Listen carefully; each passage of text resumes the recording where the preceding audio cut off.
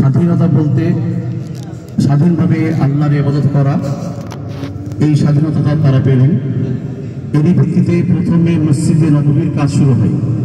প্রথম কাজ শুরু হয় ইসলামের মসজিদে নববী নির্মাণের দিয়ে। প্রথম বছর হিজরি প্রথম বছর যেটা, সেই বছরে মক্কা থেকে যারা অত্যাচারিত মজলুম সাহাবী ছিলেন তাদের আসার পালা। একজন দুজন করে ধীরে ধীরে ধাপে ধাপে যে যেভাবে পারে হাতে সাথে করে মাল নিয়ে আসা, কোনো কাফেরা বহর না, একা একা জানটা নিয়ে তারা মদিনায় আসেন।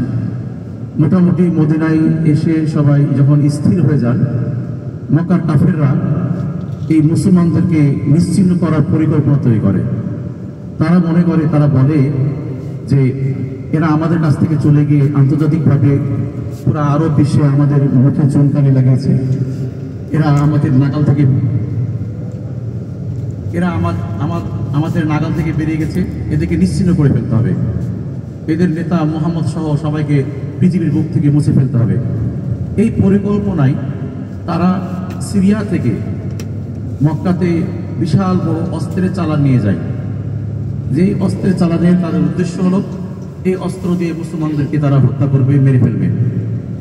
এ সময় আল্লাহ রসুল সাল্লাল্লাহু আলাইহি ওয়াসাল্লামের কাছে সংবাদ এলো যে কাফেরদের একটি বিশাল অস্ত্রের বহর যাচ্ছে একেবারে মদিনার কাছে দিয়ে।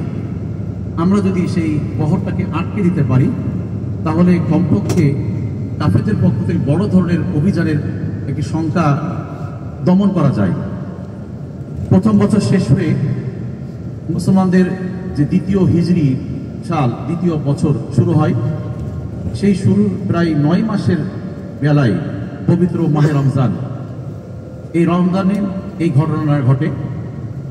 এই রমজানের ব্যাপারেও একটু কথা বলি। আজকে আমরা রমজানের রোজা করি